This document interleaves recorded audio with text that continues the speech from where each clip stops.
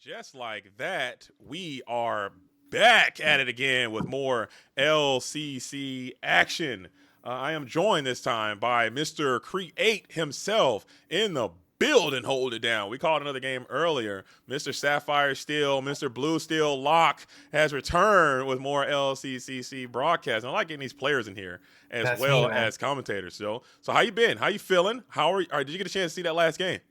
Yeah, I did see that last game, and what a match. Super crazy, and it's always exciting to see Curly on his green purple spice and Zach Bivens on his usual purple steel domination. Super awesome match. Yeah, I like to see when players are out there doing their thing. Okay, I like to see when players are out there in their element, in their bag. Cooking, doing their thing has been really nice to see. But now we have another match. Speaking of players who are doing their thing, we have Sky is returning to his elements of Sapphire Steel. You're a Sapphire Steel player. He's a Sapphire Steel player, one of the goats of Sapphire Steel, and he's going to be playing against world-topping Lukas Kaupa. Is going to be our next feature match of the day. So, what do you think about these players, really quick, as we continue to set up the situation?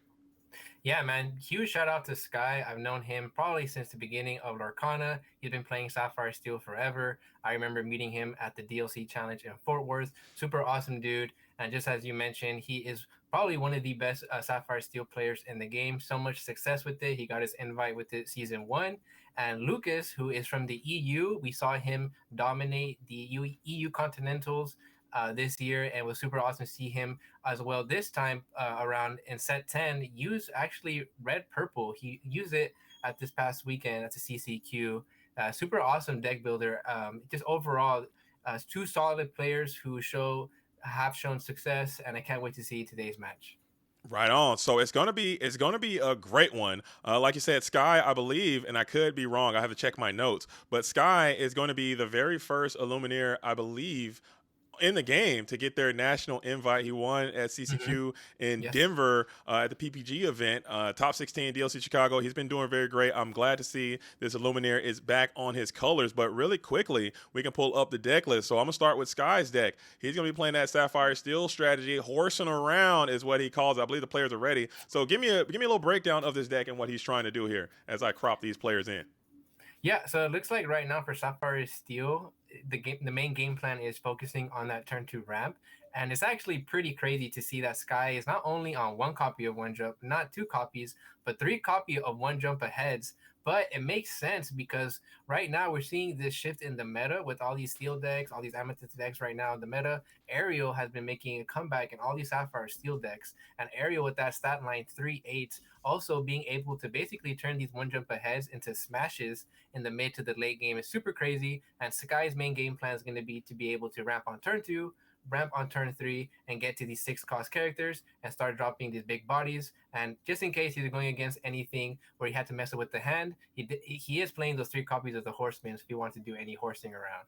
I'm telling you right now, and you know me. You and I think we've kind of talked about this before. I don't think Strength of Raging Fire is good in this deck, but when you're Mhm. playing a card like that Aerial Sonic Warrior, it's going to make Strength of a Raging Fire that much better. Mhm. But he's going to be up against it. Lucas is out here with a spice, playing this circle. I call it Circle of Dogs. I was Mhm. corrected last round. It's just a circle of life, discard or not discard. Excuse me. Return from the discard, reanimator style strategy. I think this deck is super high roll. It is super Mhm. powerful. When it's cooking, and there's not a lot you can do when this deck is absolutely doing its thing. Have you had a chance to play against this deck, and what are your thoughts on it if you have? Yeah, I have played against this deck, and it's nice to see there's two versions of the yellow green decks right now in the meta. This Circle of the Life deck, definitely how you said, is definitely high roll. If they just get their combo off, they're just dropping these big body characters, they're doing board wipes, they're removing your board, they're drawing cards, they're doing a little bit of everything. And the one thing that's very unfortunate right now for Sky is that Lucas is actually on that Webby package, and that Webby package is going to be a nice counter to the Sapphire Steel strategy. I couldn't have said it better myself. But who are you giving the edge to? I know you're Sapphire Steel mainstay. I know that's where your heart is. But unbiased, who do you think is going to have the advantage here, and who do you think is going to win this game? Before we hop on in. Unfortunately, I'm definitely one of those guys that always says I'm not like I don't think it's play draw dependent right now in the meta. But unfortunately, for this particular matchup and the fact that we can see the builds, if Lucas is on the play, he's definitely taking this one down just because he has so many different options to attack Sky with, and also that Webby package. But if Sky is on the play, definitely a chance to come back on that game three. I like it, and I would concur with that mildly, but I believe the players are ready. I'm ready. You're ready. It is time to quest again. Round number 2 is underway. Sky versus Lukas Kaupa. SapphireSteel versus AmberEmerald. And I got to reset the game score. This is game number 1, if you're just tuning in, of match number 2 of round number 2 on the LCCC showcase. And it is time to begin. The altars have already concluded, and it looks like Sky is feeling good. He's got his patent pending ramp on 2. We have some nice high quality one cost actions that you can play. More ramp, all the ramp you could ever want. Mm-hmm. But looking at Lucas's hand, he has that Gazelle card, new addition, being able to add your songs back to the top of your deck. But that seems like more of a late game scenario there. Yeah, and it looks like they are going to mulligan. And just Oh, in case for people at home wondering why Sky mulligan that hand, although it did look pretty good, was Sky already had the Mulan and the turn 2 ramp, but he didn't have a turn 3, although he could do like double sell, something like that, against this Circle of Life deck. I'm not sure if he's aware of his opponent's playing. I'm pretty sure this is open deck list, if I'm not mistaken. He definitely wants to have a Cinderella on his turn 3, and I don't see that he grabbed it there, but he does have a couple turn 1 options. Oh, for sure. I thought they had already did their. I thought they had already done their alter phase, but I guess I had Mhm. misspoken there. But we do not have that patent pending Webby shift that you spoke so highly of. Looking at the boxes, it appears as if Sky does have access to that green box, so that does indicate that Mhm. he may be going first. But that box is not always going to be the truth and reality. So that'll be a great start from him, taking this thing on the play first. You got the Mulan. That's a card that I've also been quite down on in SapphireSteel. I think Mulan has just not been carrying the water like she Mhm. typically does. I'm a big fan of the Captain Hook as a nice quality rigid one cost character, and you have that Goliath there on 6. Looks like he is inking the Horseman. Definitely a card that you can't play in the early game. So that's going to be definitely the first card you want to get rid of your hand. Now, the question is here is what one drop do you want to play? Do you want to play the develop? But I think for this matchup, since Lucas can go low to the ground style, that hook could stabilize the board. Yeah, a Captain Hook going down in turn number 1, followed by Stop Chaos in his tracks now, and Mhm. we'll send out that Pluto, which lines up very poorly against this Captain Hook. You're probably going to be very reluctant to send this Pluto in on a little bit of a good boy ability, good dog ability as it may be, or what's his name? What's his call sign? Good dog, good boy. What's his effect? I used to know these effects. I got to learn. I got He's to lock in. definitely a good boy because his effect is super strong. We've seen Pluto in Amber Steel builds, so seeing him here in Amber Emerald, he's just gonna do the same job, being able to hyper ramp, put out more characters on the board. And now Sky here, definitely gonna ramp on turn 2. That's always what you want to do. But now here is where you gotta decide: do you want to play the one jump? Do you want to play the sail? Do you want to play the Mulan or the develop? And inking the Namari, interesting. Yeah, getting that Amari down to the Inkwell probably, and he gets into a second copy of one jump. So you are having a little bit of brickability issues. However, if you Mhm. go in for a turn forward play and just double ramp yourself, that could be a high quality thing to do. Maybe you're also thinking about getting this Mulan in play just to have some stats and maybe shake up some of these one jumps ahead that you have kind of cluttered and clumped into your hand. I don't know. That's a decision coming in from Sky. So these are the critical moments. What would you do here in this spot as a SapphireSteel mainstay going into this critical additional ink turn? Yeah, unfortunately, this is the thing, right? This whole mentality of being able to play Cinderella. Hey, we can afford to play a lot of uninkables, and yes, you can, right? People always talk about the math, but sometimes the vibes don't match the math, and you get these uninkables, right? And it just disrupts your lines of play. It makes you want to ink makes you want to ink good cards, right? So if you're forced to do these awkward lines, but that's just the cost that comes with it. Yeah, and he elected to take that approach of getting that Mulan down with that additional ink gathered from the Sally Azerite Sea. And then we're going to go ahead and kick one of those superfluous one jumps ahead. You don't really need it in that situation. But right now, you currently do not have a nice 4-turn play. You're going to have a super down tempo unless you can get a super good draw off the top of the deck. Cinderella would be the best of in this scenario just to continue to accelerate your game plan. But right now, it's looking bad. And it's Tinkerbell. So the prophecy was not fulfilled for Sky here, who is going to have to take an awkward turn, probably including one jump ahead and a little bit of questing. I But you really think can't this is quest. okay. Sorry, I go ahead. think this is okay. Sorry, yeah, I think this is okay because we kind of still get our turn three Cinderella, but it's worst case scenario. We're able to play that one jump ahead, and we do get to 6 ink next turn. So Sky, what looks like a bad position, could either, depending on the board state, play the Tinker. If he draws the Inkable, play the Tinkerbell or play the Goliath. Something awkward would be having to draw an Uninkable and then forcing to ink one of those two cards. Yeah, and I think Goliath actually might be a huge priority here for Sky because if he can get that Goliath established while looking at Lucas's hand, this deck does not play a lot of aggressive options. So you might get maybe 2 or 3 cards discarded with this Goliath if it does come down next turn. So I think he might prioritize that, or maybe we send that Tinkerbell just kind of shock load the board and could prevent your opponent from exerting their cards, as it looks like we are going to use that Huey's unique ability to pay a cheaper Mickey Mouse out on and be able to protect this Huey from any rebuttals from this Captain Hook and or Mulan. It probably have to take them both, and that's a plus two. Yeah, if I recall, we actually saw this card in match one of round two when it was Bradley against Luke Wonderland. And it looks like it's making a return. A super solid card in this meta right now with post rotation. A lot of the challenging now on the board, having these high stated willpower characters definitely comes in handy against these steel decks. So it looks like Sky here, not sure what he drew for turn. Looks like he did draw that uninkable, like how I Uh, mentioned. It's a Hades though, but here now you're forced to ink either the Goliath or the Tinkerbell, and it's probably going to be the Tinkerbell. Yeah. I think the Tinkerbell just forces your opponent into some weird options, but at the same time, those options get a little less weird when you could force some discard and put that Simba into the Inkwell with the Goliath ability, and then potentially Circle of Life that Simba back into the play, and things can get weird for your opponent now, as we are going to hit the Captain Hook into the Huey there. So that is a little bit of I'm interested. Maybe he's just trying to put some damage into that Huey to maybe set it up for next turn. But that Mickey giving that Huey a little bit of extra willpower is going to trade with that Captain Hook quite nicely in this situation, and you get another Huey trigger. So this is definitely best case scenario for Lucas being able to survive the early turn from Sky. He had an awkward start, and now you're just facing a Goliath and a Mulan, which is not that bad because worst case scenario, you're refilling your own hand as well. So here he just has to set up some sort of combo. Let's see. He's gonna take a look at Sky's hand and see what he's dealing with.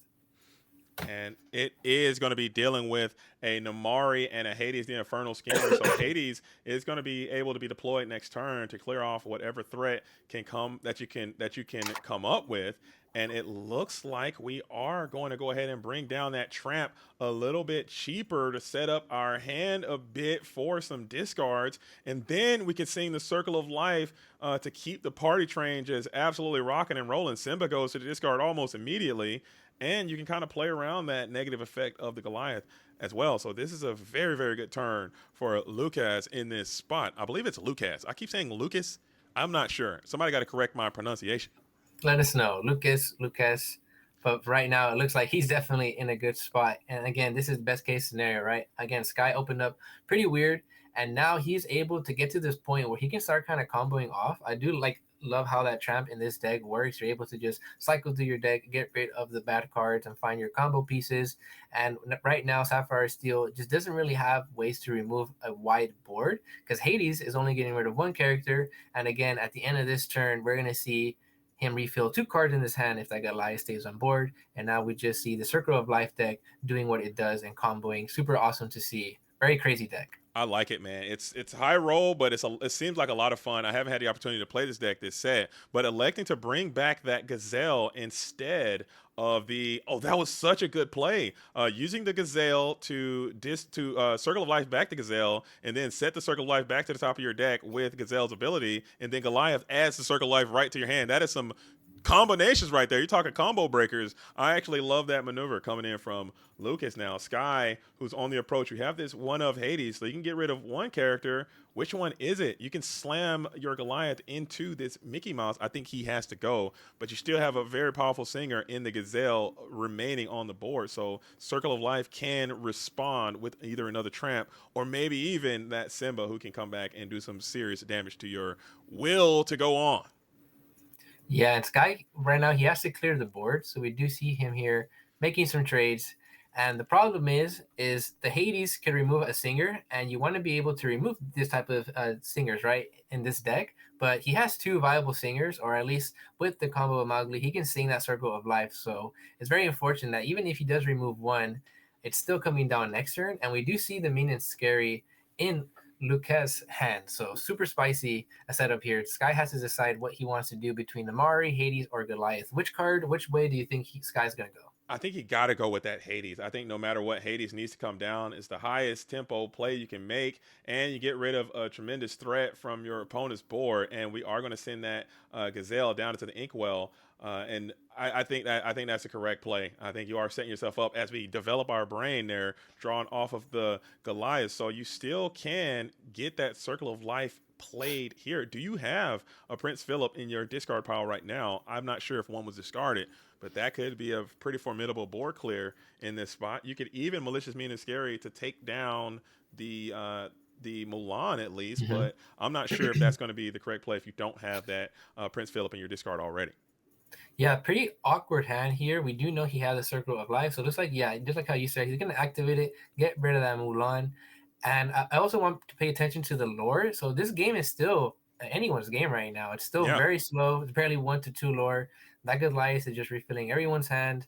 Lucas is bringing out some circle. Oh, is that the Simba? Whoa, nice. Oh, Mufasa, right? and we have enough ink to immediately boost that Simba, and Simba Simba, will Simba, sorry. reveal another Oh, gazelle. So that is Giselle being crazy. able to put another song back to the top of the deck, but you have to think, what song do you want? Are you going to, because you're going to basically draw that song right now, and of course it's going to be that Circle of Life, and what a turn, combinations all around as Goliath gives you two more cards. This is looking great for a Lucas. I love this deck. This deck might be. Mhm. I might need to play this deck. It's fitting.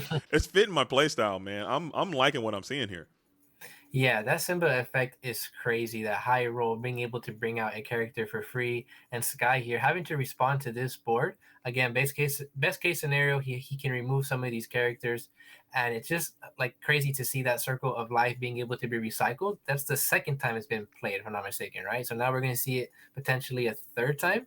Yeah, you can run it back again. You can just continue to, and next turn, like every turn, you can continue to boost this Simba, and that's just become a problematic threat. So looking at this, develop your brain. You're looking at that Vincenzo. You're looking at that Tinkerbell. You'd love to have a Hades the Infernal Schemer here in this spot just to get some of this lore off the board. Because as a Sapphire Steel player, what I really hate is just heavy willpower characters. This Gazelle is a very interesting card because it's a 3/8, very similar Mhm. to Ariel, the Sonic Warrior, and it's going to be difficult to get through her without the use of that Hades the Infernal Schemer, of which you do not have in your current hand. So you're gonna have to get to challenging. Maybe you can send this Goliath in, but that's gonna cost you your Goliath, and that's gonna be your kind of refuel option. Even though Goliath is working against you right now, he can it can be it could be that six willpower or six strength you're gonna need to kind of clear some of these threats off the board. Well, the good thing is Sky has a second Goliath in hand, so he could ink the Tinkerbell, and the problem is he can get down that Vince, but Vince can only take out, if I'm not mistaken, the Mowgli in Mm-hmm. this scenario. And I guess this is the best case scenario for him as well because he wants to try to close out the game, bringing in that 3 lore, being able to try to just keep questing, matching that 2/8, 3/8 stat line on the board. Oh no, decides to take out the Tramp. Interesting. Yeah, with the Hades and the Vincenzo damage, we're going to lose that tramp. Goliath here is going to swing on to the Mowgli, just getting another plus value where you can. Trying to tidy up this board a little bit, but you know that there's a Circle of Life inbound, and it's going to be, I believe, the second or third activation of Circle of Life in this game if you wanted to, but it's going to be awkward to do because Circle of Life is an 8 cost song, and currently it would cost both your characters if you wanted to do that. It looks like we are taking a little boost here. Simba, I love it. The gamble is Let's see real. what we hit. Let's see what we hit. Oh, it's a guard. Oh, Oh, a Pluto. that's not the hit. That's That's not the hit you were looking for. I'm sure. Says feels like a horseman when it misses.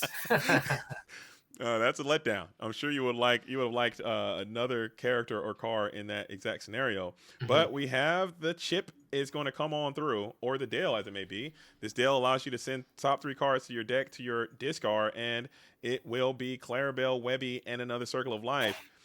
Now the question is, are we questing for 3 here, or are we singing this Circle of Life? And I think that Simba might have some great value just standing ready and forcing your opponent. They didn't have the Hades last time. Maybe they don't have it again and just continue to get that boost off with this Simba. What would you do here in this spot with that Circle of Life? So here in this spot, it depends, right? Because Sky, he only has two cards in hand. And if I'm Lucas, I'm thinking, okay, what's my best case scenario, right? I have to play to my outs. And hopefully Sky has bad cards in his hand, which is kind of the case, right? Like next turn, if he doesn't really have any removal, he'd just be putting two characters out on the board and one of them's a hook.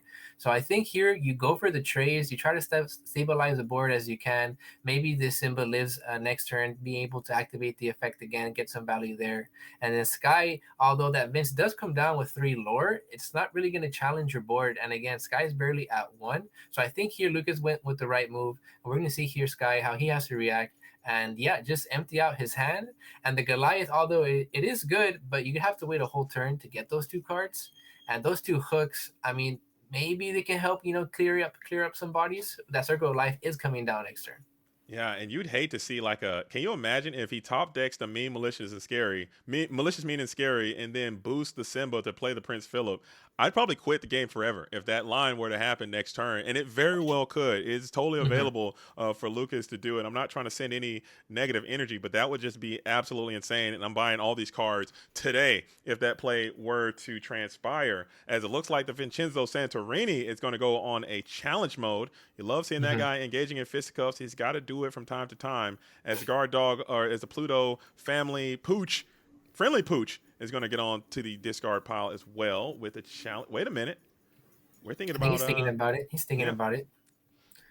Well, and I do like how you mentioned about picking up these cards. I do want to say that Circle of Life alternate art, the card art, is Mm-hmm. so beautiful. I think it's probably one of my favorite Are you uh, talking the Enchanted? cards. The Enchanted, sorry, Oh, yes, it looks the so good. Enchanted.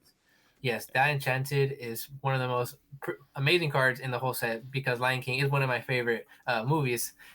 It's definitely one of the awesome cards I want to pack out. That card is amazing. Yeah, I would like to pull that card, and I like how they. I hope they continue to do that with the full extended art of having it Mhm. all the way down with showing more of that beautiful art that we have on there, and having Simba in your Circle of Life deck. I think is just so fitting how they work so well together. A little bit of synergies. That's those little things that I absolutely love about Digital Lorcana. Just like you got Simba in your deck, he's a Whisperer, and he's on the Circle of Life, and you can bring him back, and they kind of work together. It's kind of cool. As we got also another one, it means no worries coming in from Lukas, who has another Lion King. Maybe we can call this the Lion King deck. I don't know. Thoughts? It means no worries, dude. It's And right another. now he's right now. I feel like Oh JD, no! oh my, Oh it's no! going to go down. No, But he it can't. happened. Does he have the option to get the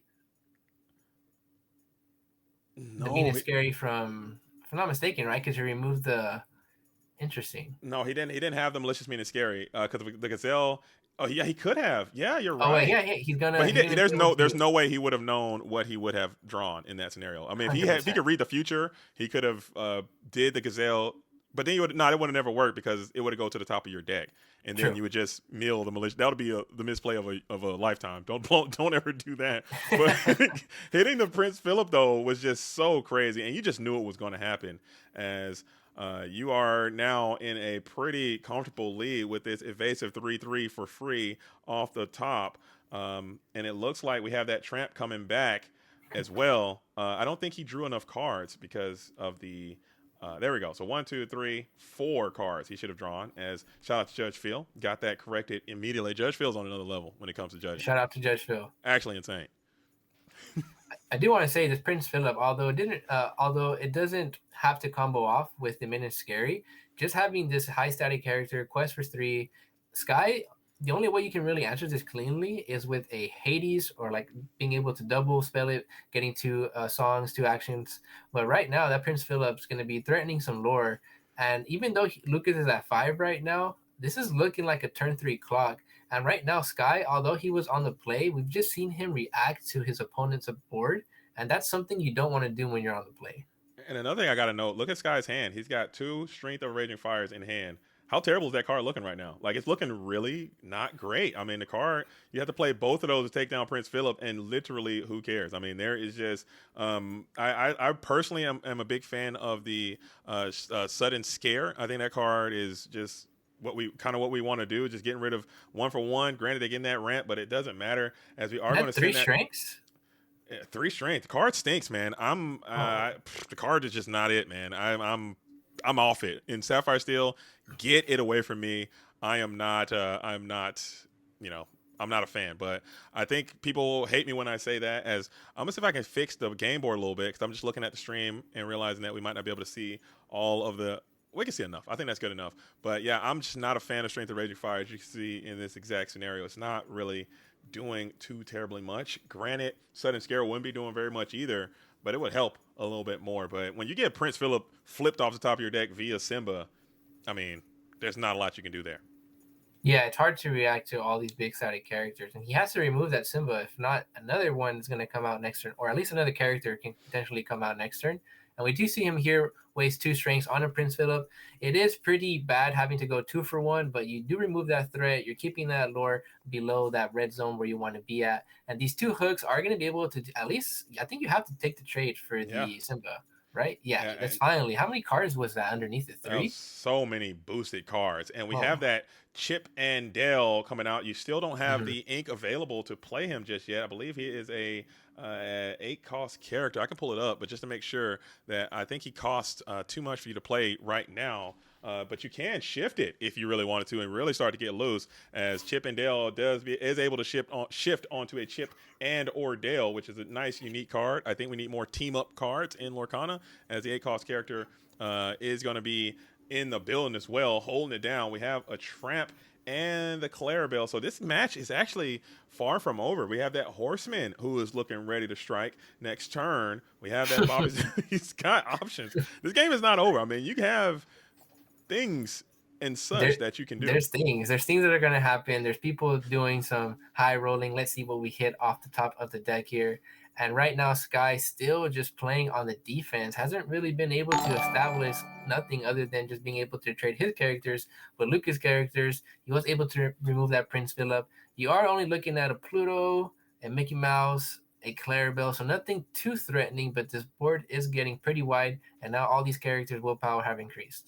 Yeah, and there it is. He's going to get he inked, use that ability to bring back the Mickey Mouse to the hand, and then we're going to play the Mickey Mouse, and then we're actually going to engage in fisticuffs with that Goliath, getting him off the board, trying to cut your opponent off from their card draw while questing in the process. Clearing and questing is such a powerful, very under recognized form of playing this game. Go figure. I mean, questing and clearing usually equals winning. As Sky is in the back foot, like you said, he had some very unlucky things befall him with that Mhm. Simba, but he's still in it as you get to the aerial Sonic Warrior later than you could have ever wanted to see an aerial Sonic Warrior.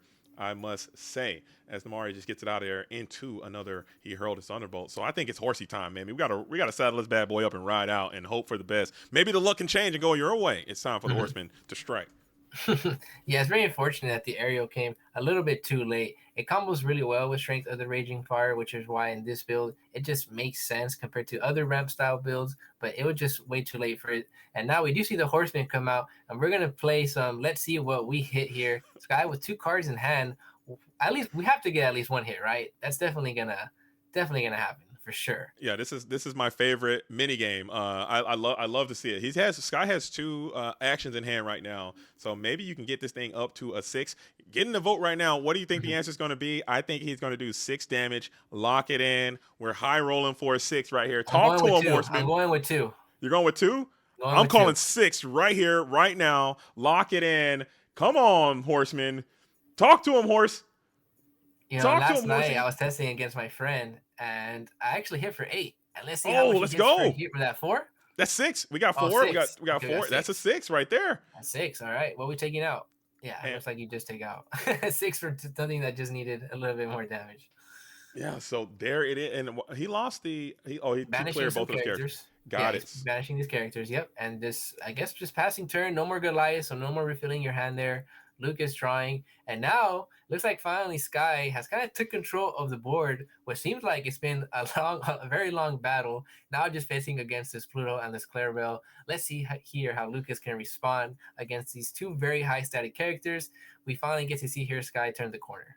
Yeah, this is looking really, really good for Sky. I know it was some cool things that happened, but now this is looking all Sky. That headless horseman up and active, doing what you put him in the deck to do. And now Lucas is in a position where he's going to have to try to run the race and get to the finish line first. And look at that, another pony boy. Headless horseman is in hand, ready to get loose, ready to strike one more time. If this headless horseman can strike true, I think Sky can turn this clock around and win this game, as these double Clarabelle Tramp don't seem like they're the most powerful piece in the world. This Namari also being a huge threat is problematic. We have another Hades, the Infernal Schemer, in hand as well. Sky is feeling the rhythm, feeling the rhyme. It's almost bobsled time. There he is, scheming and dreaming, coming on through, sending that tramp down to the inkwell.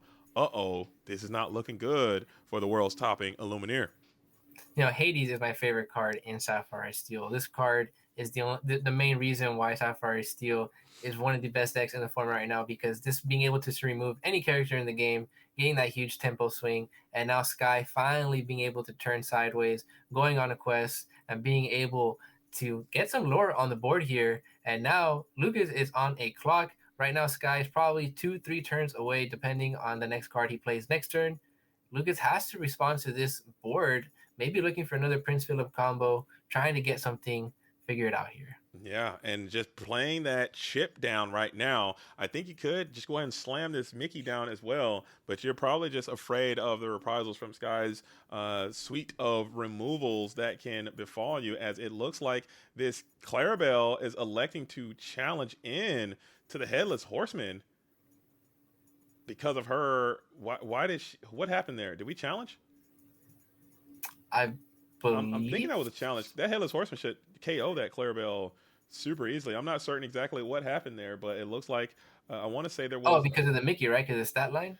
Clarabelle is not a she's an emerald card. I mean, she is Oh, not yes, an amber yes, you're card. right. You're right. You're right. She Correct. Correct. should be super banned. That guy has a 5/7. So maybe I'm mistaken. It could be a proxy. Maybe that's a proxy that we haven't. No, he definitely used that ability. I don't know what's going on, but it's a good time, and I'm sure we'll find out here soon enough. They're finding out. It says Dale. Chat saying Dale reduced strength. Oh, that's what it was. Okay. I'm an idiot. Okay, that's what it was. That's what it was. Got it. Got it. We Got it. don't Got see it. Got this it. card Dale too often, That's so on me. That's on me. My bad. And just putting some hits onto the Headless Horseman. He has 5/7 willpower, and you are trying to amass a wide board. You do have that mhm. singer set up. Maybe you can top deck another Circle of Life and just keep the party train rolling, as there is damage on that Headless Horseman. You are setting up. I love that, playing to your outs, putting that damage on that Headless Horseman, setting yourself up for a Oh, Prince Philip another off the top. horseman. Uh Round oh. two. Pony boy. Round two. We're going. We're going to Oh stables. no, you gotta miss. Okay, you gotta miss. Oh no, he was top decking. No, he hit No, the circle of life, he right? did. So that's 2 damage for sure. Oh, that's no, it's two, it's four, so that's four damage. And Oh, he hit Sky. two. Okay, okay. Interesting. So I didn't see what Sky He's had, as we about were just trying to. to Let's see. randomize to figure it out. And that is Uh another six piece coming oh, off. nice. Gosh, you hit that Mickey for sure. Golly, what a game! We don't deserve this game, dude. What a game! I'm sorry. Yeah, I'm doing a that was production and crazy. trying to do it at the same time. So I do apologize. We are getting everything underway, but man, what an actual game! This is only game number one too. So we're gonna be blessed and fortunate with another rendition of this, as Sky is trying to get this thing done on the play. If you guys are just tuning in, this is the LCCC round number two, match number 2 of 3 of the day.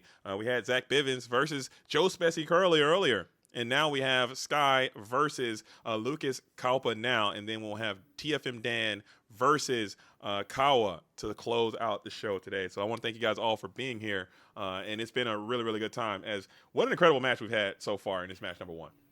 Yeah, this is just a super exciting match. Some high level competitive Lorcana gameplay. Being able to see this, the players think about all their outs, being able to think of all their lines of play, and just when we thought that Sky was falling behind, he was able to crawl back. Now with these big bodies, getting these two horsemen out on the board. What are your thoughts on this card? There's been some talk of some Sapphire Yeah. Steel players saying, "Hey, you know what? Maybe we should cut this card. It's not that good into red purple, not that good into purple steel." But I don't know, if you're playing a Yeah. Sapphire Steel deck, depending on how many action cards you have in your deck, this card is insane. Yeah, that was for the brief moment that Ruby Amethyst rose back into Mhm. prominence. That's kind of where he got bad. But I think Ruby Amethyst, now that Sapphire Amethyst has returned, I think Ruby Amethyst may go back into retrograde a little bit, and I think Horseman comes back up. For a while, this was my very favorite card of this entire Whispers in the Well set. It's so much fun to play. I like his attitude. I love the artwork. I think the card is just it's like a mini game within the game of what you're going to Mhm. hit, and I love that high roll nature of it. And the stats are incredible. I enjoy the card a lot. Now my new favorite card is the new Judy Yes. Hopps. I like Judy Hopps, man. That's my new Oh, favorite Duty card to play. Hops, the Sapphire one. The Sapphire one. Oh yeah. Oh Oh, yeah. okay, I'm a big okay. fan. That's something spicy. Yeah, I like it. I think the card is great. Sleeper card. No one's talking about Judy Hopps yet, but she's going to happen. I think that card is phenomenal, as it looks really really good for Sky here, who is threatening 2468 lore with nothing to oppose you. The Heat Hurled or Stop Chaos in his tracks really isn't going to do too terribly much here as we continue to sail. As the aerial Sonic Warrior is going to be deployed here now just for that additional final verdict to this Oh, match. I you're gonna think be it's able to done. remove two characters, if I'm not mistaken, right? Because you can Yeah. pay the 2 ink and deal 3 damage. And Wow, there it, yeah, there it while is. questing as well. So the board is cleared and the quests are going in. Sky seems like he is in a victory position after an incredible comeback. He negotiated some treacherous obstacles, and both of these Lumineers were There just it high is. rolling to the max, and I absolutely love it. This is my favorite way to play Lorcana. I'm like talking just straight up a little bit of gamble, but also skill. I think there were some great plays being made on both ends. Some high calculated chances were being taken on both sides. And this deck that Kaupa is playing seems incredibly fun, but Sky's deck also seems like it's built for tough, built to last. So let's pull those deck lists back up here one more time for you guys just tuning in. Here are the decks that are playing right now. Sky is on Sapphire and Steel. Lukas Kaupa is on Emerald and Amber, and I think this deck is. I'm on TCG Play right now. I'm buying all the cards. I think I'm gonna play this deck. It's just seems like a fun way to play the game. Yeah, both these lists are very spicy. It's crazy how Sky, with the early start that he did have, it's pretty much what Sapphire Steel, or at least this ramp deck, does in the mid to the late game. Once you take control of the board, because all your characters, all their effects are just removal, right? They're just all these characters are removal tools, or they're drawing you cards. Like Elias stuck on the board, refilled both their players' hands, but Sky ended up having, I guess you could say, better draws. The crazy thing here is we did see Lucas activate so many different type of combos, and he was doing so many things, but like he wasn't really doing anything other than like going wide. But these characters just weren't strong enough to be able to take out Sky's characters, and Sky was just able to just banish all of his characters with his Mm-hmm. very high standard removal cards. It was a great match. I think Mhm. there were some high roll opportunities like that turn where you revealed the Pluto. I think you gotta keep rolling high. You can't have a roll short there in that situation. You need your deck that you keep bailing you out here. As I'm going to try to move the game boards around. Shout out to TF and Melissa in the building holding it down, saying, "Can we get a little bit more game in my Lorcana?" I will try to get my crop in a little bit. We got to encourage the players to maybe play a little bit closer to that blue line, but I will do everything I can to kind of stretch this thing as much as we can to get as much Lorcana in the screen as possible. Maybe we'll have to do a little awkward stretch a little bit. But I want to thank you guys all for being there, and hopefully you guys are part of the production team. So if something is wrong, let me know. I'll do everything I can to try to fix it on the fly. You know, we're gonna be here all day, so let's do what we can to make it as great as we can for everyone watching at home. And I thank you guys all for being here. Yeah, shout out to everyone being here, all the viewers at home, the players, the judges, the staff. It's always an awesome time being here, be able to cast these games, especially with you, JDC, seeing these crazy matches, seeing NA versus EU, high level competitive or kind of play. And what more other way to just finish it all off other than some Sapphire Steel action? And when Sky did take game one, just in case for those of you who are tuning in, Sky did take game one. It was a very intense match. It was around like what, an hour, 40, 50 minutes, something like that. It was Crazy good. game. I like it. Give me more of that grind.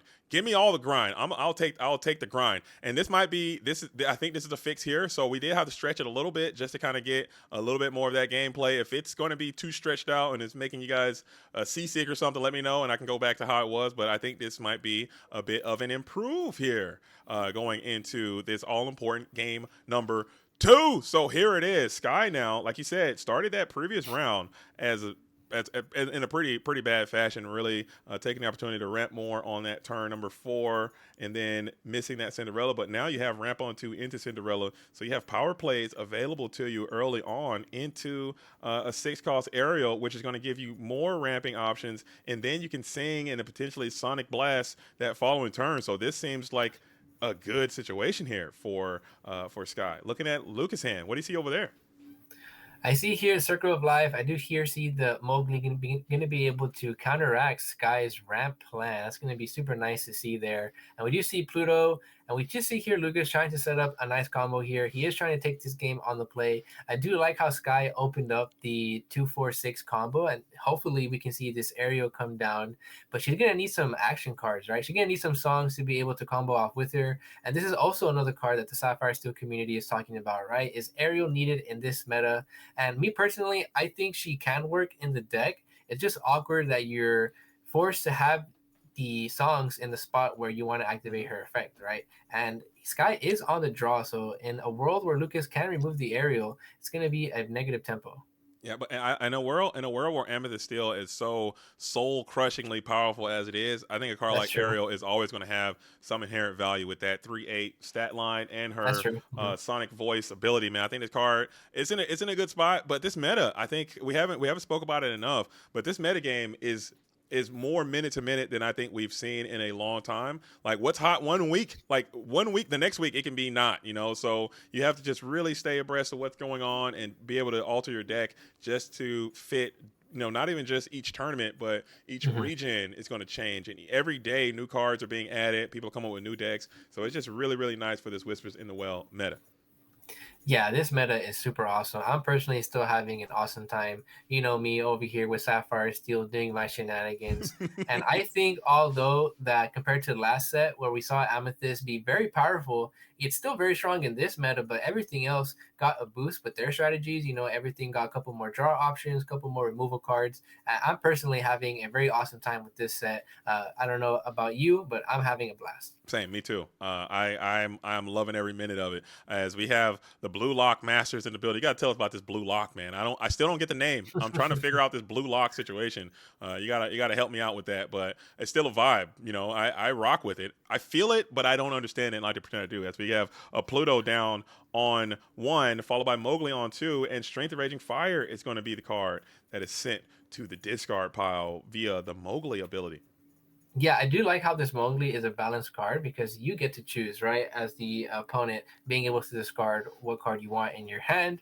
And Sky is able to play that Sail right now on this turn, too. And this is what we want to see being on the draw. We want to get our Cinderella out the following turn to be able to get to our big characters. The problem here is, though, is that there are a couple of Plutos already on the other side of the board. And these are going to be some characters that he can just bring out potentially for a very low cost. Yeah, you can go next turn. You can get that. You can I think you can go Tramp Oh, here right now. take it a As little slower. oh, never mind. We'll slow it down and get that Mickey Slow it down, Mouse. slow it down. I like it. I like it. And now you got the Tramp to set up your Circle of Life play, and this could be an absolute vibe. I'm not sure if Sky is going to be ready for it, but Sky has that mid game kind of established. Depending on what this Tramp can send to that discard pile, next turn we could have a ferocious turn coming in, and maybe Sky will have the utility to be able to clap back. Looking at the Cinderella, we have some options of what to send to the discard. I think you might have to put the schemer has to go down to there. You need to keep these two inkable cards for sure. I don't know how to play this game. So this is one of those scenarios where you kind of just have Mm. to. And so it's okay, right? Because you're Yeah, still going to be able to draw a card next turn. But this is definitely one of those scenarios as a Sapphire Steel player, or I guess any situation where you have to decide, being able to. You have to think of your following turn, right? You have to think ahead. Is it worth gambling here? Being able to get rid of a inkable card, and if you draw an uninkable, you get punished. And I think it's one of those high risk, high reward situations. And Sky already, 50-50 it, already has one uninkable. It's going to be very awkward if he draws another uninkable the following turn. Worst case scenario, he can play two Thunderbolts, which I know, but isn't you too really bad. you really want to play this aerial. I'm Yeah. only assuming you want that aerial Sonic Warrior to be a part of your game plan here, and man, but you also didn't want to send that Hades, and you want the songs to sing. So you have to just trust your deck, trust in the heart of the cards to guide you through this thing. And if it won't fail you. There's no chance your deck fails you here. as we are now thinking about it. You're good to go. Trust your deck. It'll never not happen. Okay, Oh man, you are this is good. gonna be this. You know what this match? This match is just very high rolly. Both players are just doing some very high rolly plays. They're being greedy. They're seeing if they can get away with these mechanics in the game that allow these free characters to come out. It's just so crazy to see all these interactions. This is what I love about Lorcana. I love about the meta. Every deck just has a different strategy.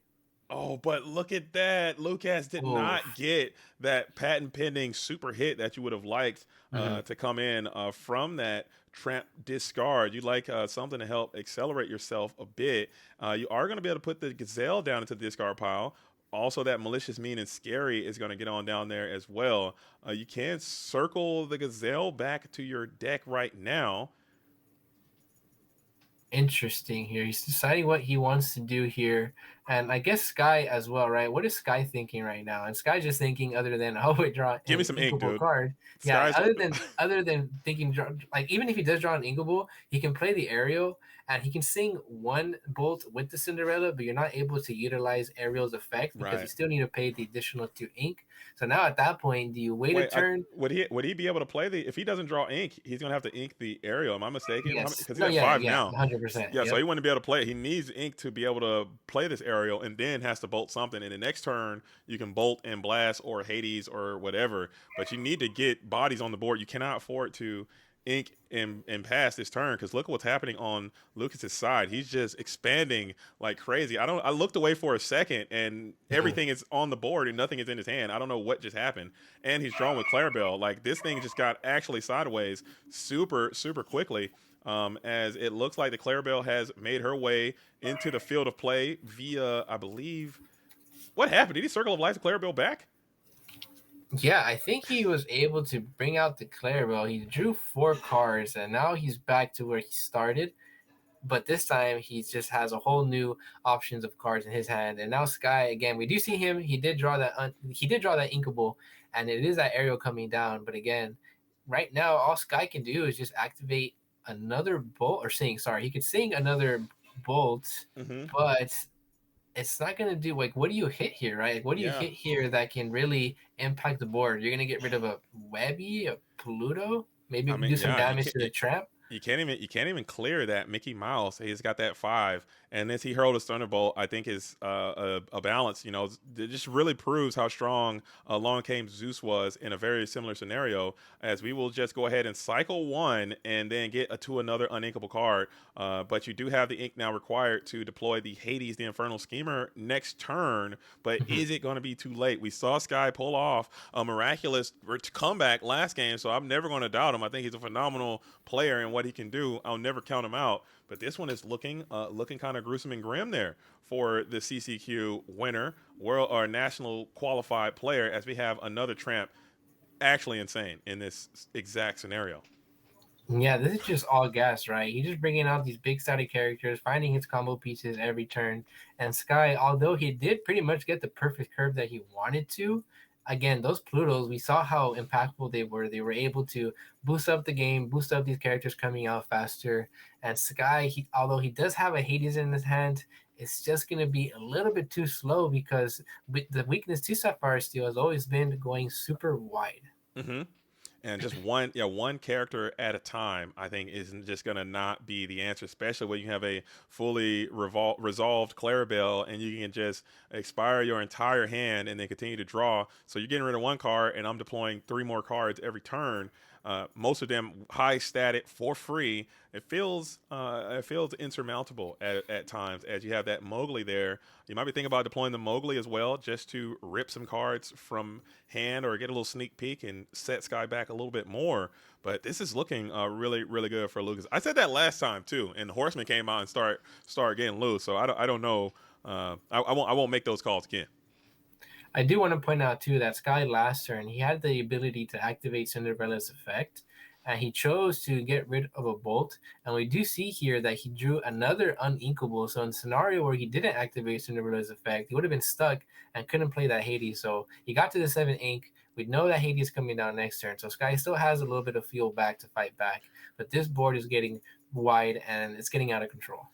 And we are going to go double Pluto just to play the Mowgli Oh, for free. And that Mowgli that is super strong, being able to bolt take is that. He gone. hurled his Thunderbolt. So that was representing possibly a third and or second. So Hades could get one. The Cinderella could sing, and then you can use the. Well, no, you want to be able to use the Ariel's ability, but that's just Mhm. another character that you're not going to be able to get off. As we're malicious mean as well, just trying to clear cards out of our hands. Singing with Tramp though, interesting.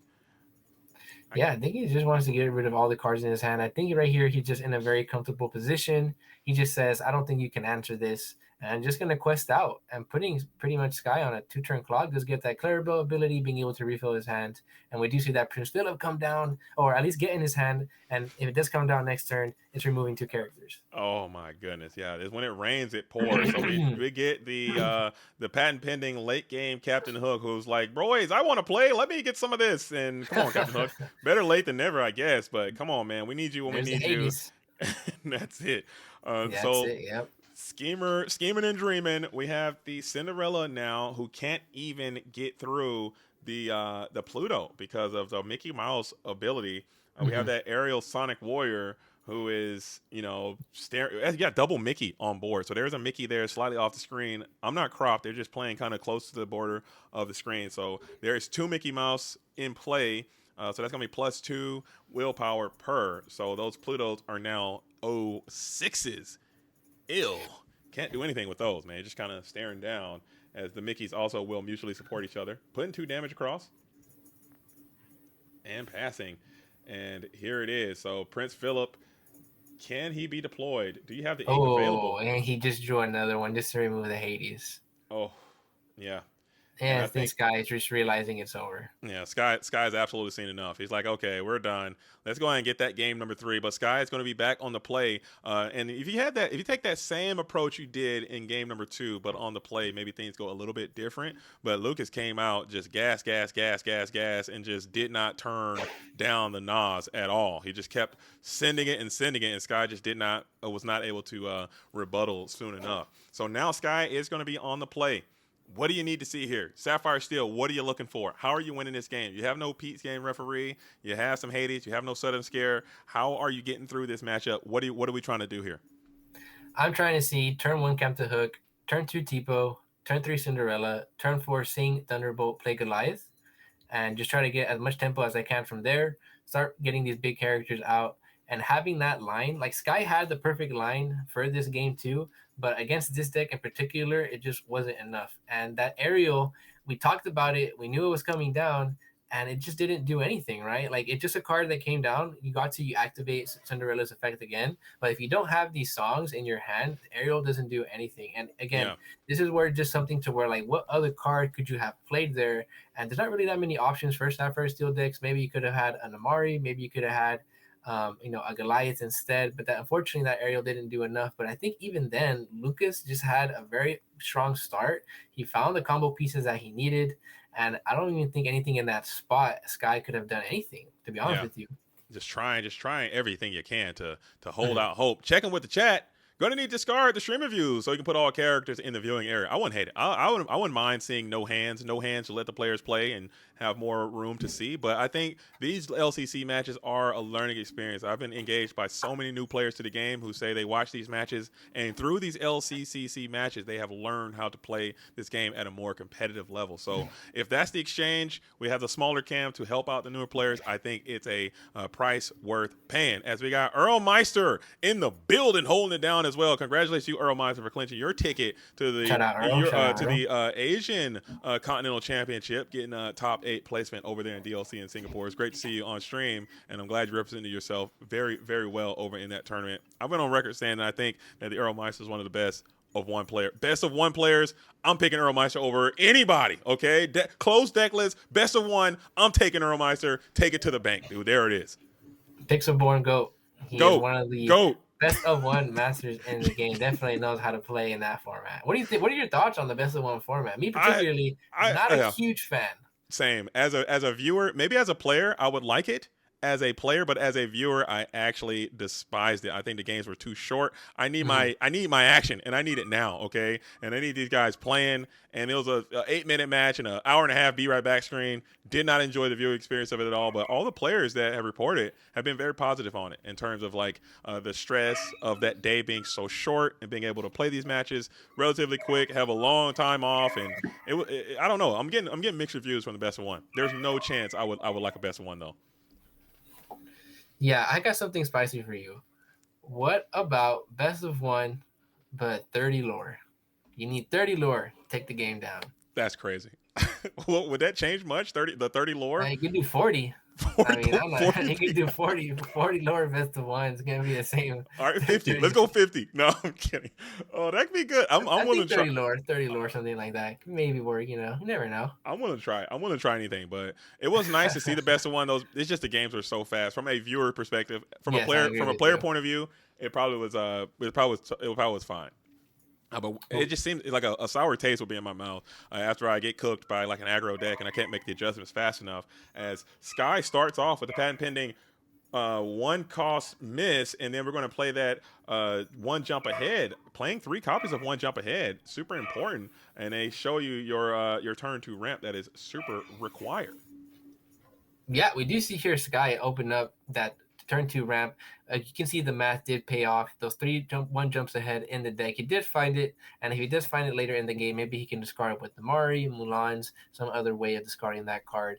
But we do see here that Sky is having the opening that he wants, but Lucas is also saying, hey, I'm going to have the opening that I want, and I'm going to set up these characters that can bring out strong characters out for a cheaper cost. And if I'm not mistaken, that's what -3, 4 ink on the Yeah, board that he has what 5, 6 ink to play with next turn. yeah. So that's 1, 2, 3, 4, 5. Next turn, you can bring out that Mickey, potentially that Bobby to discard that chip, and then you'll have a nice high quality 8 cost singer established. I don't hate that play at all. Coming in from the world topping Illumineer, coming in trying to make that happen. Let's see if he takes that play. That seems like it could be a really neat play. Cinderella now has established herself being able to fix your hand a bit, and you have a ton of Strength of Raging Fires lined up. You need to get that aerial established sooner than later in order to get her unique ability to go off as Clarabelle comes on through. Oh my goodness, what a game. What do you discard here?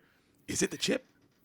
I think you discard the chip, right? And the cool thing here is too, with the Circle of Life, you can get rid of any other character in your hand because you can always bring it back Mm-hmm. through a combo the following turn. And shout out to Sailor in the chat saying, who is the ramp deck now? And that is correct. Lucas, matching that ramp energy, is deciding to get rid of that Claro, maybe trying to play a Circle of a Life combo. He does have the trap in his hand, if I'm not mistaken, right? That's what he's bringing. Oh, no, he has No, the he has the chip. The chip is in chip. hand Chip, that can sorry. add another character. So you can also play out the smaller chip if you want it, and then you can shift the chip and then sing the circle, or you can just quest these characters right now. Are you going for? No, he's gonna go No, for. yeah. Yeah, the chip is coming through right now. Okay, the smaller chip to set up our discard a little bit more to There's a see if we can Gazelle. get. Ooh, Nice. Setting up. He's setting up his deck, setting up the combo, and out of nowhere, things have gotten out of hand, right? We now see 5 characters out on the board. We know another character is coming down the following turn. The Cinderella does have the bolt in hand to be able to remove one of these characters on the board. But Sky, again, that aerial, man, that aerial JDC is going to come down. So it's going to take a whole other turn. But if she does survive and is able to be active in the following turn, Sky being able to activate these 2 songs in his hand, he could clear up the board here. yeah, and I think that Cinderella for sure is going to be singing He Hurled His Thunderbolt 100% of the time just to clear. You got to get this chip off. I think he's representing that shift line, and that shift just seems so problematic. And there she is gearing up to hurl some Thunderbolts over there at that chip. Is it Dale or Chip? I've been saying Chip this whole time. That man's name is that Dale? I can't. Let me pull the card up. It's right here in front of my face. Instead of guessing, let's just figure it out. And that is indeed a Dale, not Chip. Oh my goodness. Both of them are on the card, so at least I get a pass there. But that Dale had to absolutely get sent to the discard pile. And maybe that was a part of Lucas's plan. Maybe you're trying to preserve this Mickey who does have a bit more of an Oh, impact as cat. we got some cat action going on here. Cat aggro. I love it. Got some cat action here, matching that Simba, matching that Yeah. circle of life energy there. We do see here Lucas draw for turn, and man, Sky had to activate the Cinderella effect, just because if you did draw a 7 cost character, you did have to ink something. So he did remove one of those strings, inked it into the inkwell, but he drew a Mm. Tipo, worst card that you could see here in this spot here. I'm so sick of Tipo, man. I can't wait till he gets rotated out. I'm counting down the day. I'm counting down the minutes until we no longer have to see Tipo, growing son, a part of our game anymore. But it's going to be a long time. We have more time to deal with Tipo because he's just bad when you draw him. He's awesome when you have him. He's just a mess. He's Mhm. inkable. Oh man, Tipo fires me up. But it is what it is. As we're going to ink the Stop Chaos in his tracks now, and now you feel more comfortable to deploy your Mickey Mouse. So you sent that chip, or he sent that Dale out there as just a little feeler, but this is the real problem, and his name is Mickey Mouse. But you do have the ability to clear this Mickey Mouse as well with Strength of Raging Fire and Cinderella's unique ability. So you're keeping these characters off the board nice and tidy. You can't set up your Goliath this turn, though. Yeah, and you also don't want to refill Lucas's hand. So that's again a double-edged sword. That's one of those cards with Goliath, very skill intensive, knowing when to play him, when to hold back. But I think here you're just forced to get him on the board, and you can get the strength off Oh, you and can, activate yeah. Ariel's effect. So you're gonna clean up at least 2 characters here on the board. Yeah, that is a great turn. I think you got to extend all your energy after this Mickey Mouse for sure. Just to and you can clear, And yeah, takes out. Oh, and clear nice, very and strong use play. the Sonic ability to take out that Mickey Mouse. And I think that is a winning maneuver for Sky. This looks so good for Sky in this spot as you get into that Simba. You don't have the ink nearly to deploy him in this situation, as you're just going to have to ink and pass. You have one, two, three, four, five, six. So you're still one away from excuse me, from the Whisper Symbol coming on through, and that aerial Sonic Warrior is fully resolved and established. And we have the Vincenzo Santorini. So when it rains, it pours. Sky has all the initiative now. He's going to be able to send the Santorini, and we're blasting probably one of those good boy Plutos if you want it. And we're sending them all, actually. Get it all out of here, it seems. And we are questing away. And here it is. Sky is in a victory position. I don't think there's any catch up from this spot as we're sitting at 4 lore now. Yeah, this is just what happens with SapphireSteel against these decks that get punished by these big characters via removal effects. These high status line characters, they quest for so much, and Sky just being able to clear the board, and now he's turning everything sideways, going on a story. It's just very crazy to see this deck in action like this at full power. He found the ramp that he needed. Lucas did have a very good start, and there were maybe some questionable decisions early on what he could have played, but to the best of his ability, Sky still drew the cards he needed and was just able to just slowly remove characters off Lucas's board. Yeah, that is uh that is actually 100% what just went down. We have that Tipo, we have the Hades the Inferno Schemer, we also have another quest for 3 Vincenzo. You can scheme and dream, take down the Mickey Mouse and any hope that Lucas has to turn the tides of this game, and there it is, probably sealing this match here as the Infernal Schemer sends the Mickey. I think there is maybe there's a world. No, you need to have a singer established, and you can Prince Philip Malicious Mean. It still might be too far away from that line Mhm. of play. Yeah, I think here in this spot, that's the only thing that you can count on being able to get a Prince Philip out and the mean and scary combo of just removing everything on this board. But now we're here, we're on a 2 turn clock, and if he doesn't see it next turn, it's going to be lights out for Lucas. Yeah, this one might just be over as you are going to go ahead and play two. You don't even have the ink available to do it. Never mind.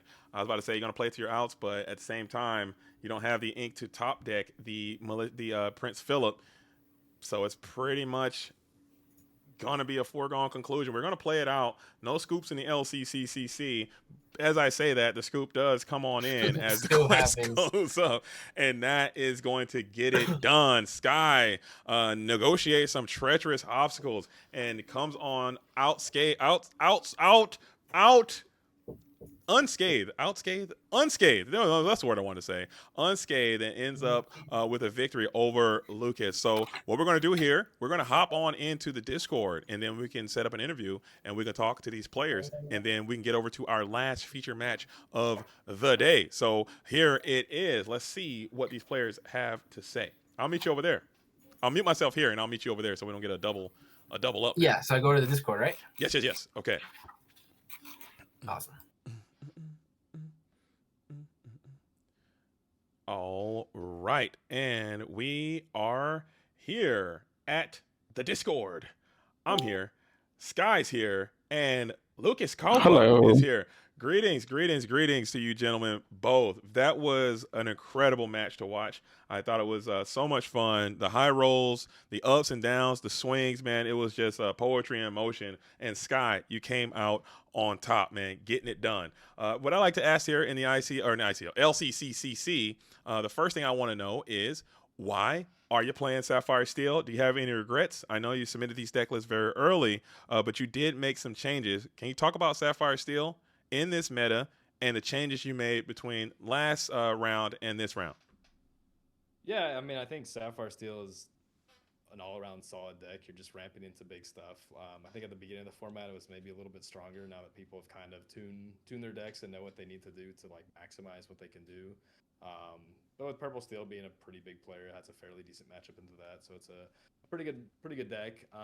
Initially in this format, I built it without Aerial, and I thought it was maybe just it wasn't needed. You just kind of want to skip into Goliath into 7 costs, but it turns out Aerial triggering Cindy and going into like another 5 or 6 cost plus Sing plus the trigger off Aerial is like crazy good versus like most of the decks. Pretty much everything except green blue. So having that line was super critical. In this matchup, if he pops off and I'm going second, it's not fast enough at all. I need kind of one turn before to remove 2 things, but going first, it's definitely if you just have 1 song plus the Aerial, it's fast enough to take out 2 things. That stops him, enough. Absolutely, and I'm here. I'm also joined by Rip Lungs here as well. He's also a SapphireSteel mainstay. And during that match, I was talking my hatred for Strength of Raging Fire. As you know, I really do not enjoy that card a lot in SapphireSteel. But with Aerial, it makes it so much better. What is your experience with Strength of Raging Fire in SapphireSteel? Would you consider maybe not playing it if you weren't playing Aerial? I think I would still probably play it even without Aerial. My initial build was still 4 strength without Aerial, and the main reason was because I was just going all in on Goliath on the play. So like if you Got it. go all in on Goliath, you want to be able to ink plus sing a song plus play 1 character, so you can actually pare down to 0 cards and draw 2. Having 8 songs makes it so you can typically do that once when you first play Goliath early on, either the first trigger or the second trigger, and it's pretty helpful. Without that, it's pretty hard. Like Goliath will oftentimes be drawing 1, and then versus a lot of decks that can just kind of go wide, they're actually getting more of a benefit off of Goliath. So it was a way to make that more reliable. But with Aerial, it's like really good because you have that option still on the table, and also if you want to go with the Aerial on turn 4 instead, you have that option. It's a live card there too. So even if you're not taking out their biggest thing with strength right away because you have 2 or 3 characters only, doing like 2 or 3 damage plus the trigger off of something is usually enough to take out a 2 cost or a 3 cost, or even just a 1 cost and a 2 cost, and it's very swingy. Nice. Let him cook. Let him cook. What do you think about that Rip as SapphireSteel to SapphireSteel? I think both of you guys are great SapphireSteel players. What do you think about Sky's deck, and what do you think about that game that he just played there? Uh-oh. I can't hear Rip. Uh-oh. Rip, you gotta unmute yourself in Discord. Uh-oh. How about Is he playing on Hello? stream? Can y'all hear me? There he is. How about that? All right. Sorry, can y'all hear me? Yep, you're good. All right, sorry. Yeah, oh yeah. So congrats on the game. Super exciting. That game 1 was super crazy. Just a lot of back and forth, high roll action. Just super awesome to see as a SapphireSteel player. I really do like your list, guy. It's super interesting to see the 3 1 jump aheads. Could get a little cloggy as we did see that first game 1. I felt a little bit weird, but you're able to crawl back. But what I did want to ask you about your list was, I see here that you're not playing any copies of Vision on the future. Do you find it that Namari is just enough and her and Goliath to like filter through your cards? You never found a spot to where like you wanted to Visions late game, top deck a Goliath, and be able to refill your hand? Yeah, I played 4 Vision before like I changed to the Aerial build. The space is just a little bit tight. I think you like favoring something like 1 jump being like an actual song, because like beyond Zeus and Strength. I'm not playing Beyond the Horizon, so I kind of need a few extra songs. And One Jump is a card that, like, if you sing it with either Tipo or Cindy and you trigger the aerial, it kind of draws a card in a way because you typically need to get to 8. It allows you to not have to ink that turn. So you play like a Namari or something after the aerial turn, and you sing a 1-jump with Cindy, and then you trigger, you pay the 2 at 7, then you just get that extra ink for next turn. You don't have to ink that turn.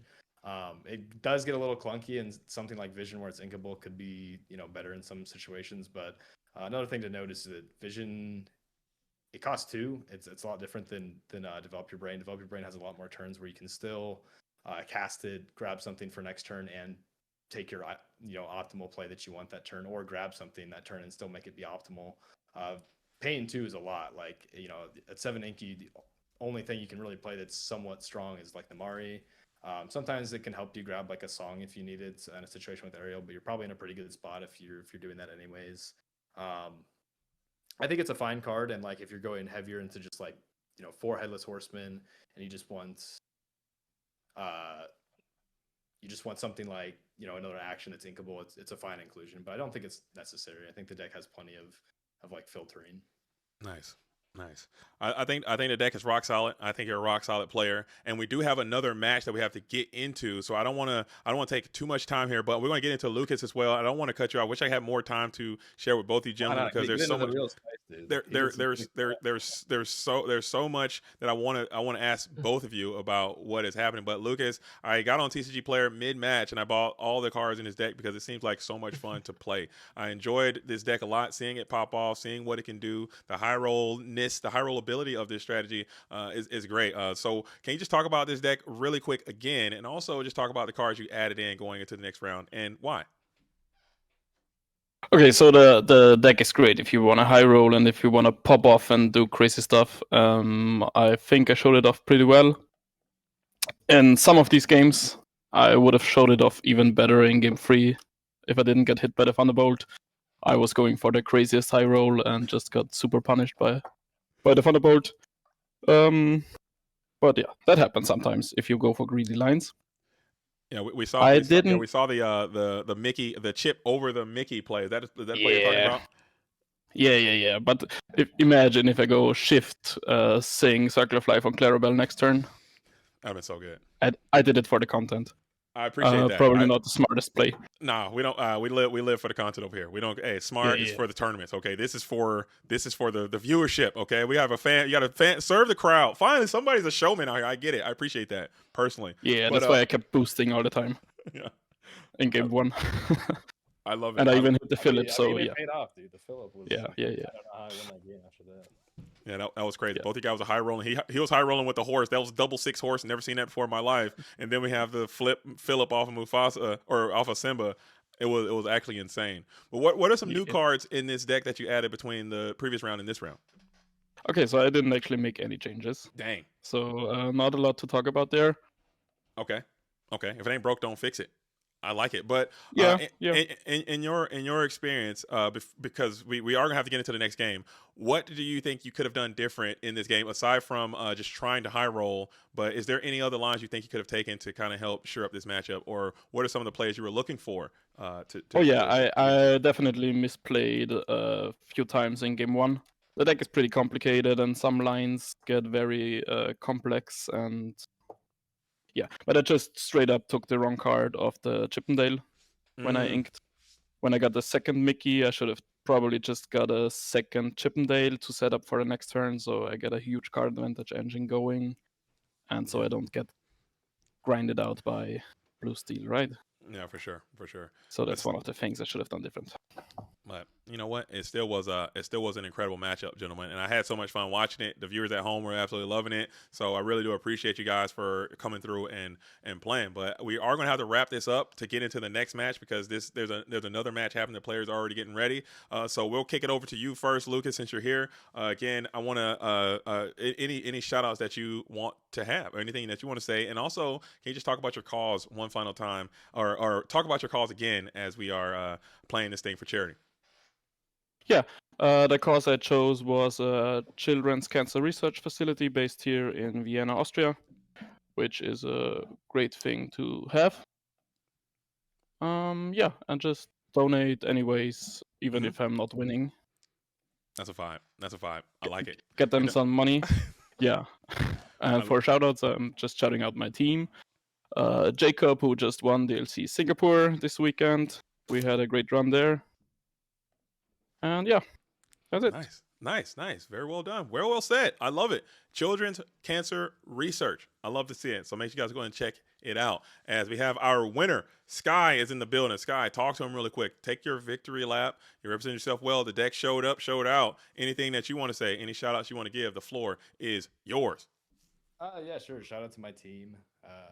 We're all going into CCS, so hopefully we're gonna do well there. But my cause was Nebraska Humane Society. It's a dog shelter where I live.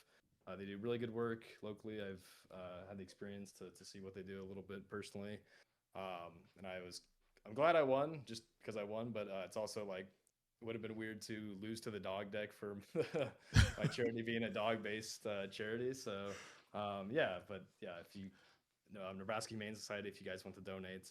I am one loss from I think being knocked out, so I'm probably not gonna make it. But Nah, not with that attitude, Sky. Lock in, dude. Lock in. I don't know, man. There's some good players out there. I'm scared of the Tiago deck for sure. Lock in. the Blue steel. Yeah, no, shout out to my team and thank you. Shout out to you guys for doing this. So. For sure, man. Well, right on, gentlemen. Like I said, we do have another game going, so we're going to get over there and set that whole thing up. But as always, we're very thankful for both of you guys for sacrificing your time and demonstrating some of your skill, because this is a learning experience for a lot of players who tune in to the LCCC, man. So keep doing it, keep showing up, keep playing well, and the community is going to be much better for it. So, gentlemen, we'll let you guys have a great day, and we'll hop on in to the next round.